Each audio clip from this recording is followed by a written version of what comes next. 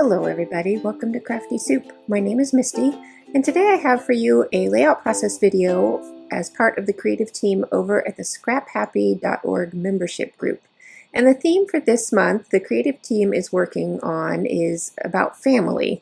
And as you may have noticed from my title, I'm calling this layout process to be about family. So this is how our friends are as much a part of our family as our blood relatives are. And particularly I'm telling the story about my girls and their friends of our groups of families. So the first thing I did was choose a few pieces of papers and whatnot from my counterfeit kit for this month. And if you don't know what the counterfeit kit is or what Scrap Happy is, I will have lots of links for you in the show notes, as well as I will try to link up in the corner as we go along to various things I'm talking about. So I've got my kit supplies ready, and I'm using this really brightly colored pattern paper that I actually created with some acrylic paint, and I can link you up to that process video as well. And I'm going to use this, I have been using this paper in small doses on my projects, and I'm going to continue to do that here because while I like this paper as a piece, it is pretty overwhelming to my scrapbooking style. So I'm going to let it shine as bits and bobs around the edges of my photos. Now I'm also creating a photo mat for a future photo. I know I want to take one more picture of all these girls together this summer before several of them go off to college and their group dynamic shifts in the coming year. So I have a lot of pictures of them from when they were little, and I tell the story, or as we get to that part of the layout, I will be telling the story about when they met and how long they've been friends. And so I've got all of these little photos. They're 2x2 photos, and my mats are 2 1/4 by 2 1/4. And I'm trying to get all these things to line up nicely in a bit of a grid style. And I've got the older photos where they were younger up there on the top, and I do create a little bit of a gap to offset the difference between when they were first kind of getting to know each other versus when they became much closer and spent the majority of their time together. And then I'm creating this journal block that's actually going to be the placeholder for my title. And in doing so, I realized I did not leave enough room for that whole piece to fit. And so I have to end up moving those little photos. But because I was using temporary adhesive, knowing that I wasn't quite sure how this how I was going to design my layout, that gave me some flexibility to move some things around. Now, one idea I did know that I wanted for this layout was to use these label pieces to add smaller bits of journaling to each photo. And while I wanted to use a big block of the labels for each photo, it just wasn't working. So you will see me later cutting those down even farther than what I thought I would have to.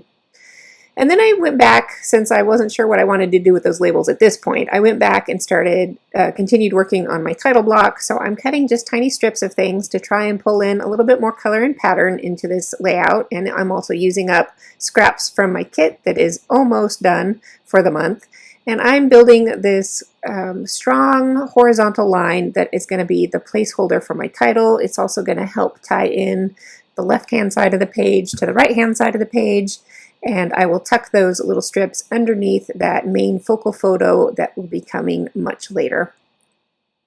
And then I pull out my sheet of alphabets, and if you've watched my process video this month, every time I pull out this sheet of alphabets, I think I'm going to have what I need, and every single time I have to Frankenstein these letters together. Yet again, I thought I had enough S's, I thought I had a T left, but no, I used upside down exclamation points as eyes because I didn't have enough eyes. Anyway, I got it to work yet again. And I tell you, I'm getting a little bit tired of these pre-made alphabet stickers. I don't know what I'm going to do with those.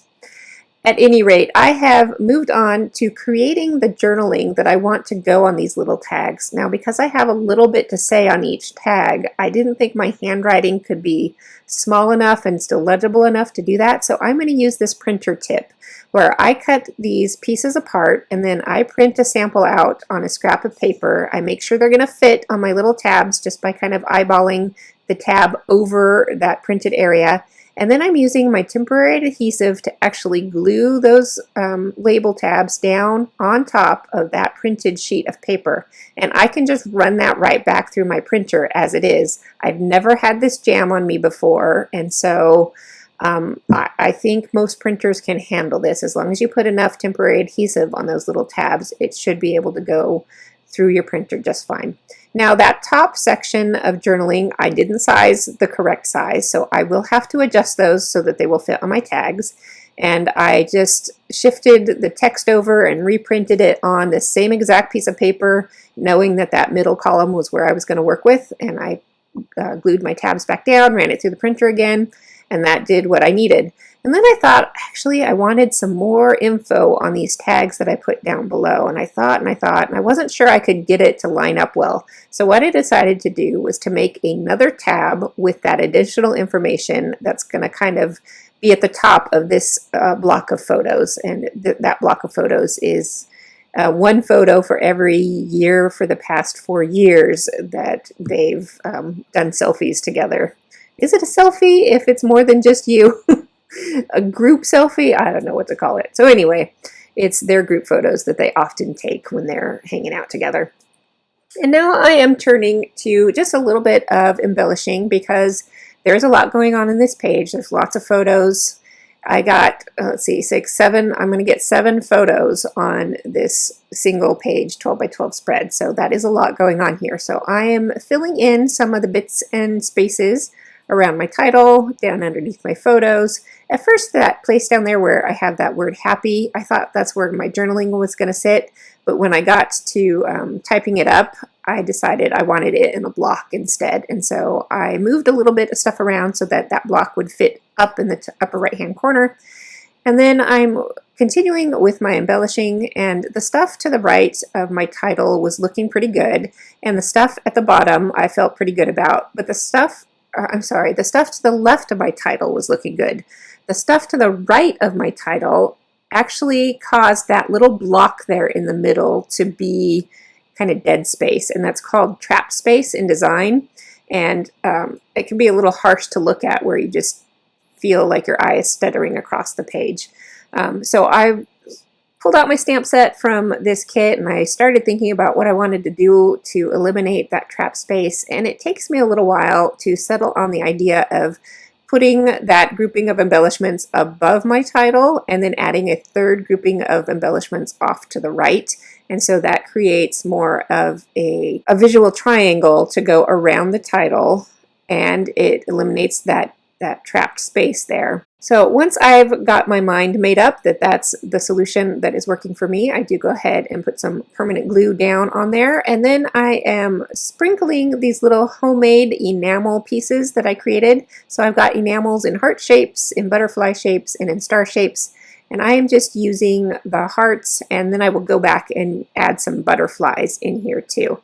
And I do have a video on how I made those little enamel shapes. Super easy, and it's actually just the first minute or so of another layout process video, so I'll link you up to that as well.